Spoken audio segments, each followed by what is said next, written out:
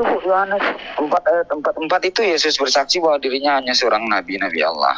Gimana itu? Baru Yohanes 4:19 mana kau bacakan? Mana kau bacakan saja ayatnya? Itu mana tadi, Bu, katakan aku hanya nabi? Iya, mana ayatnya mengatakan aku cuma nabi loh, aku cuma nabi. Mana coba ayatnya bacakan? 6:39 dialah Allah yang mengutus aku. Yohanes 6:57 Bapa Allah mengutus aku. Yohanes 7:16 Dialah yang telah mengutus aku. Yohanes 7:33 Dialah Allah yang mengutus aku. Itu bagaimana ya, Ki? Yohanes 7:33, Yohanes 17 ayat 3 kali. Yohanes 7 ayat 33, kamu ngawur kali. Enggak ada itu, Bu. Gampang. Kamu baca sebentar. Kamu baca Matius 21. Kamu baca juga Galatia 4 ayat 4 ya. Setelah genap waktunya maka Bapa mengutus. Sebentar, kamu mau jawaban nggak? Kalau saya jawab jangan pernah dipotong. Ya, jadi orang Kristen tidak ada yang tidak mengatakan Yesus itu utusan. Yesus memang utusan. Orang Yesus berkata di Yohanes 3 ayat 16, karena begitu besar kasih Allah akan dunia ini, dia mengutus anaknya yang tunggal. Jadi Yesus memang utusan, tapi dia adalah anak Allah yang diutus ke dalam dunia. Galatia 4 ayat 4 ya, Bapa mengutus anaknya ke dalam dunia. Yesaya 40 ayat 3, siapa yang diutus Bapa ke dalam dunia? Yahweh itu sendiri, anaknya yang tunggal, Tuhan kita. Ya. Jadi Yesus itu memang utusan Bapa, tapi bukan kayak nabimu. Kalau utusan yang lain itu dari kalangan manusia, kalau Yesus enggak ya. Asal muasal Yesus adalah firman Allah yang diutus Bapa ke dalam dunia.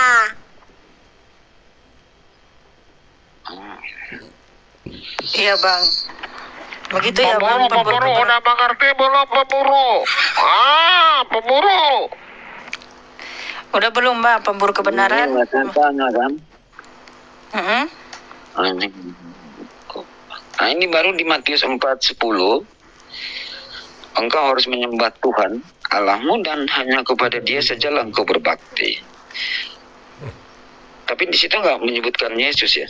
Di situ cuman engkau harus menyembah Tuhan Allahmu. Kalian itu ngerti nggak sih? Gini loh ya. Keilahian Yesus, kealahan Yesus ya. Itu didapat Yesus karena dia anak.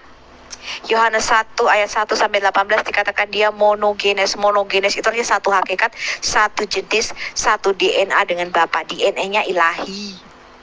Dia adalah Allah yang mengambil rupa manusia. Filipi 2 ayat 15 sampai ayat 5 sampai dengan 11. Ya. Dia yang dalam berupa Allah. Dia yang satu jenis dengan Allah. Satu hakikat dengan Bapa. Tidak menganggap kesamaan kesetaraannya dengan Allah sebagai milik yang harus dipertahankan, melainkan dia telah mengosongkan dirinya dan mengambil rupa manusia, mengambil rupa hamba. Jadi Yesus itu datang untuk menjadi manusia yang sejati, melakukan kehendak Bapa. Dia datang sebagai Adam yang kedua, 1 Korintus 15:4-4-5. Untuk apa dia menjadi Adam? Untuk apa dia jadi manusia? Supaya dia bisa mengambil alih kerajaan manusia ini dari kerajaan maut. Jadi Yesus itu datang bukan akulah Allah sembahlah akulah Allah sembahlah. Bukan, dia datang sebagai manusia yang sejati. Tetapi benihnya adalah benih ilahi, asal usulnya bukan dari bumi ini. Ya, Yesus itu hanya mengambil rupa manusia, kelihatannya seperti manusia, tapi dia sejatinya Allah itu sendiri. Makanya Yesaya 40 ayat 3 dikatakan Yahweh Allah turun ke dalam dunia menjadi manusia, dan kedatangan Yahweh didahului oleh seorang utusan. Yohanes 1 ayat 23 ya, Yohanes Pembaptis mengatakan aku inilah sang utusan yang mendahului kedatangan Tuhan. Ngerti ya? Jadi dia itu datang sebagai manusia yang sejati.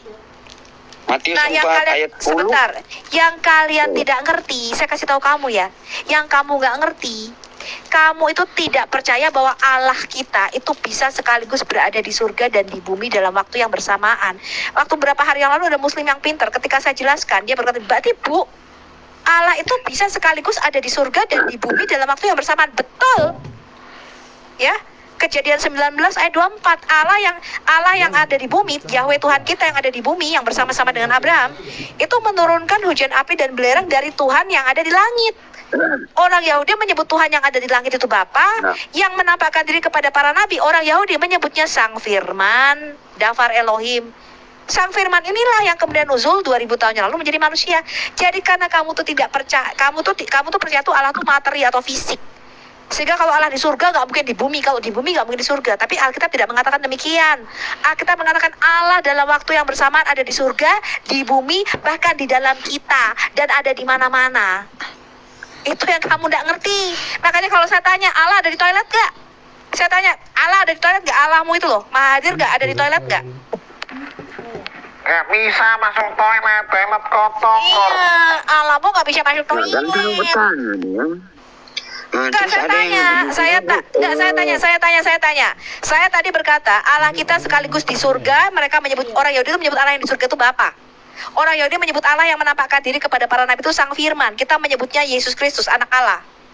Ya. Orang Yahudi menyebut yang Allah yang di dalam kita, ya, yang di dalam kita itu namanya ruah Yahweh, roh Allah. Kita menyebutnya Roh Kudus. Saya tanya sama kamu, Allah kamu ada di toilet apa tidak? Nah, ya. Di atas. Enggak kan? Tidak, Allahmu itu tidak bisa bersama-sama dengan kamu. Allahmu itu kalau ada di surga, saya tanya, kalau Allahmu di surga, Allahmu ada di bumi nggak? Nggak ada Bu. Surga cuma ciptaan, zatnya nggak bisa menerima zat Tuhan. Allah kamu nggak bisa turun ke bumi kan? Enggak. Ya? Iya, Allah kamu nggak bisa turun ke bumi, beda. Saya kasih tahu kamu. Ibu maksakan gitu kan, saya cuma nanya aja. Bukan, saya kasih tahu kamu perbedaannya antara Allahmu dengan Allah kita. Kok maksa aneh saya? Turun diciptakan. Iya. Bukan. Bicara. Saya cuma nanya aja, saya nggak bantah demikian kok. Lah saya kan nggak bantah. Pemburu. Saya kasih tahu kamu ya. Kasih tahu apa lagi? Saya cuma tanya aja, nggak usah kasih tahu. Bisa gantian nggak ngomongnya? Bisa gantian nggak ngomongnya?